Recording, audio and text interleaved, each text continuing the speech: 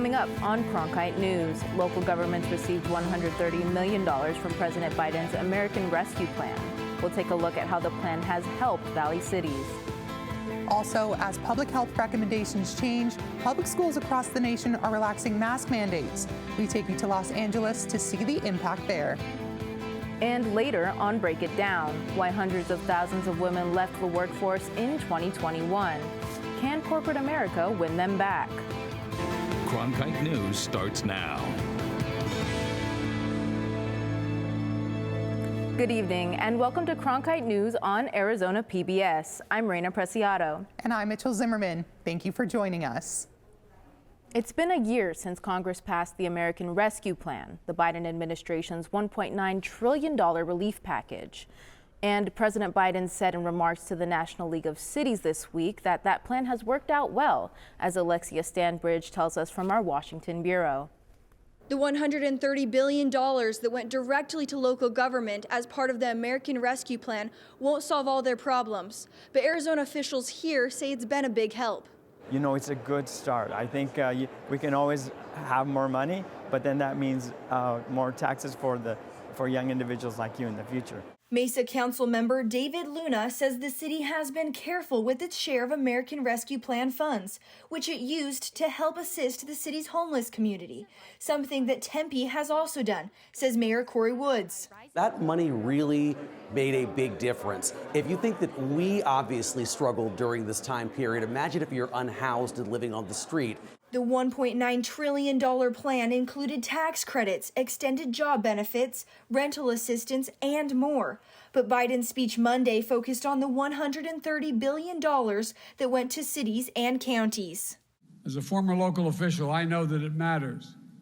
Having that flexibility and control to meet both the short-term and the long-term challenges you face. He acknowledged that the benefits of the plan have been eroded by inflation, which he blamed on COVID-19 supply chain distributions and the Russian invasion of Ukraine. The speech was well received by the crowd, with Woods and Luna agreeing today that Biden did a good job speaking on the issues. I thought he really did an exceptional job of laying out all of the items that the administration has pushed that have really helped all of our cities throughout the country. The two Arizona politicians said listening to Biden speak was not the only exciting thing about the conference. They also said they are just thrilled to be back in person after 2 pandemic years of virtual convention going. We're tired of looking at a screen. And as politicians, we tend to want to hug and embrace each other. He's not the only one. Close to 100 Arizona lawmakers were signed up for this conference, among more than 2,000 who registered. Attendees have been here since Saturday and will wrap up tomorrow. In Washington, Alexia Stanbridge, Cronkite News. Several members of President Biden's cabinet also spoke, along with House Speaker Nancy Pelosi and high-profile mayors from around the country. And Arizona Congressman Greg Stanton, the former mayor of Phoenix, is scheduled to address attendees tomorrow before they head to Capitol Hill for a day of lobbying. The Arizona State Senate killed several election bills yesterday. Some of the bills voted down by the Senate included controversial measures like criminal charges for election workers and contractors who make errors, giving each ballot a unique serial number and uploading pictures of every ballot cast online for the public to see. A recent study shows a 35% increase in the Maricopa County homeless population in the last 2 years. The point-in-time count conducted by the Maricopa Association of Local Governments also showed a steady increase in the homeless population across the valley since 2014. The annual count also reported that the number of homeless people surpassed the number of people living in shelters in 2020, with the proportion of unsheltered people just over 50%. A total of over 7,000 people were experiencing homelessness in Maricopa County in January 2020. The counts did not take place in 2021 due to the coronavirus pandemic. Many school districts here in Arizona and across the country are beginning to alter their COVID-19 related safety protocols. Cronkite News reporter Joey Vaca talked to schools about making those changes across the country. He joins us from our Los Angeles bureau. At the start of the pandemic, California was the first state to implement stay-at-home orders in response to COVID-19. Well, the state's recently lifted its school mask mandate, a contentious move that has some schools going their own way. For the first time since March 2020, public school students in many parts of the state can go to school without masks. Some districts are choosing to keep masks for now, but one LA suburban district is making the change. From the very beginning, our agreement was to take whatever the public health orders are and do exactly what they require. Don't do less than what's required and don't do more than what's required. Unlike nearby Los Angeles Unified, where students are still required to mask indoors, Simi Valley is part of the 68% of districts nationwide that have stopped requiring masks, according to tracking site Burbio. State politicians had tried to ban school mask mandates across Arizona, but a state judge deemed the ban unconstitutional back in fall of 2021.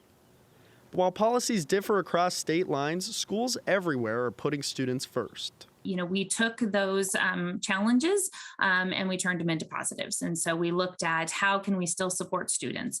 While some will be excited to finally come back to school without wearing a mask, state public health officials still strongly recommended wearing them.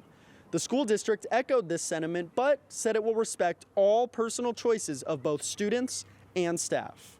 Educators like Principal Sean Rumble also learned the opportunity to make an impact doesn't end with instruction. And teaching is not just about math, science, social studies and English. It's about everything. And so we're trying to help our kids adjust and help them understand, like, these are lessons that you're going to take with you for the rest of your life. Now, during the pandemic, the Simi Valley Unified School District has worked to provide increased counseling to aid students' mental health, even down to the elementary level. In Los Angeles, Joey Vaca, Cronkite News. The Arizona State Senate approved a bill that would require schools to list all class materials online to be easily accessed and reviewed by parents. Senate Bill 1211 passed 16-13 along party lines yesterday. Senate Democrats opposed the bill because of the extra workload that having to upload all the data every week would impose on educators, while Republicans argued that the extra work is painless and that transparency between the schools and parents is very important. Now the bill makes its way over to the House to be voted on. About 700,000 adults in Arizona do not have their high school diploma, but a new center opening up in Arizona will give adults the opportunity to finish, or for some, start their high school education. As Faith Abercrombie tells us, these centers are placed in areas where they're needed the most. Without this program, a lot of people wouldn't make it. A high school for adults. It's not just a high school. It's a place where everybody will know your name. But also a place for new beginnings. But you're also going to have a job coach and a life coach. You're going to have a child care center right down the hall from your class so that your kiddos are safe. The Goodwill Excel Center is a tuition-free public high school that will be a resource for the 14% of adults in Arizona without a diploma. And we're going to be opening more of these types of facilities so we can service the need that's necessary in Arizona.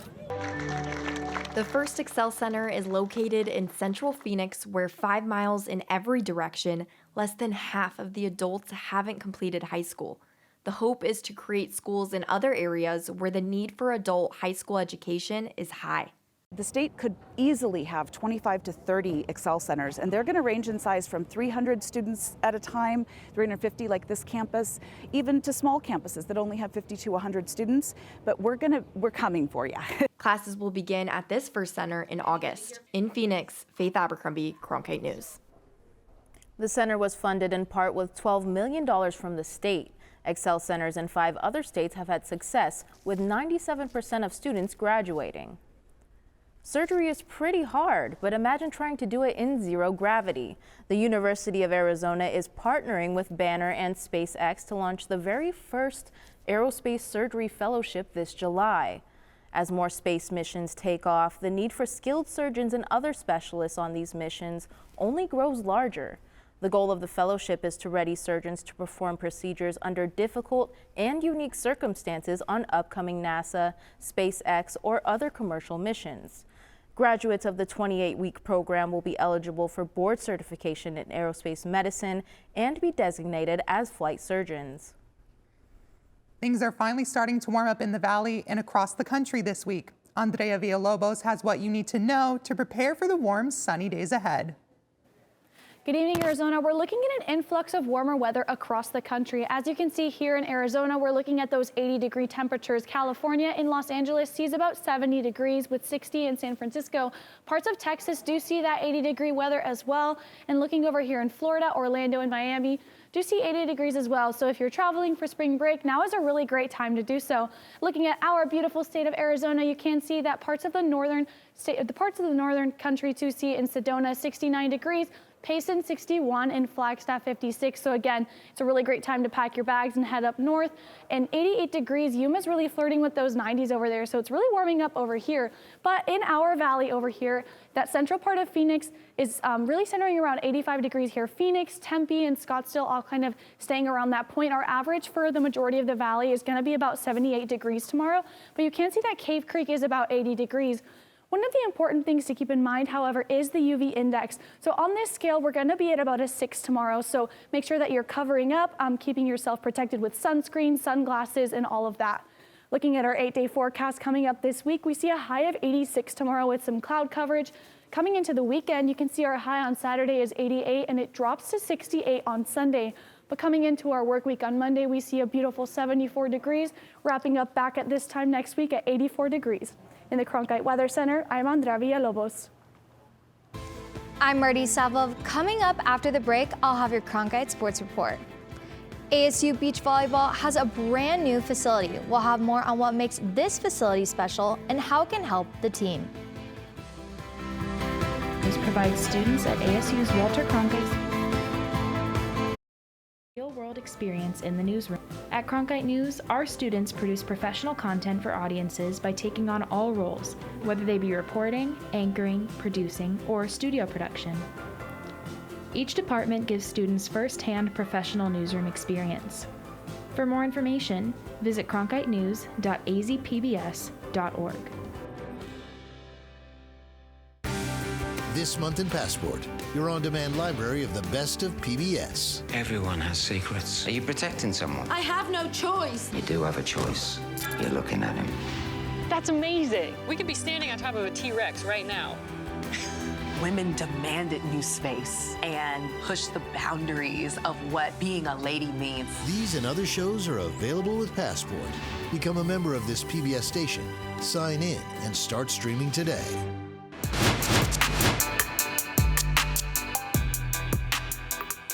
Welcome back to Cronkite News. I'm Marty Salvov, and this is your Cronkite Sports Report. The Coyotes got a big win over Ottawa last night on a special night for Lawson Krause, who recorded the first hat trick of his career. This was also the first hat trick by the Coyotes player this season. Lawson says it was a memorable night. You know, to get my first hat trick tonight in front of some friends and family, it's a really good feeling. And then, you know, to cap it off with a win makes it that much more special. The Arizona State beach volleyball team finally has a place to call their own.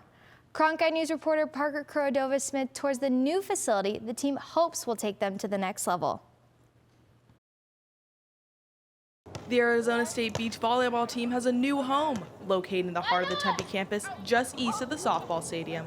The new facility came about after COVID-19 shut down the Para Club where the team had played since 2014. The fact they needed a home. And even though we'd put forth considerable efforts, this came together. Our leadership on the athletic department side, and Ray Anderson, of course, campus, also realized too that this needed to happen. So it was a team effort, and it all came together relatively quickly. The new facility has 4 championship courts with sand manufactured specifically to mimic the play on the beaches of California. A technology that will give the Sun Devils a more fundamentally sound technique and will help with future recruiting. As a recruiting tool, as it was being built, and now it's going to be even greater when they come on campus, so we can just show them the courts and just show them it's for real. Feeling more part of the SDA community is going to be amazing for the girls. I think that's such a huge part of recruiting is a facility. Like a lot of girls go to certain colleges because of how great their facilities and equipment and everything is. So I think this will be a huge selling point for future teammates. The Sun Devil scrambling style of play had a big part in how the courts were built, making them more spread out so they can have longer rallies, which they are hoping will translate into more wins. In Tempe, Arizona, Parker Cordova-Smith, Cronkite News. After losing in the WAC Tournament Championship for the second straight year, GCU women's basketball will take on the University of New Mexico in the first round of the WNIT tomorrow. The team went through a lot of adversity this season, but were still able to power through and keep on their path to success. This team, started out looking one way and ended up a completely different way, and yet we're here and still playing, so that's something to be proud of. We talked about we were on this train and it got derailed a lot, but for some reason we all came back on, all aboard, all aboard, here we go, and we still get to enjoy the ride for a little bit. The Suns take the court tonight as they travel to New Orleans to take on the Pelicans. The Suns are coming off a dominant victory against the Lakers on Sunday where they put up 140 points, whereas the Pelicans have given up over 130 points in 3 of their last 5 games. That's it for today's Cronkite Sports Report. Back to you, Raina. The 2022 Arizona Adventures in Nature Student Photo Contest is kicking off. Students ages 13 to 18 are encouraged to submit photos of Arizona's natural beauty, wildlife, and people. The top 10 winners in the contest will receive up to $10,000 in prize money. The deadline to submit photos is April 15th, and winners will be announced on May 5th. To enter the contest, go to arizonahighways.com. That's it for Cronkite News tonight. Thanks for joining us. For top Arizona stories anytime, go to cronkitenews.azpbs.org.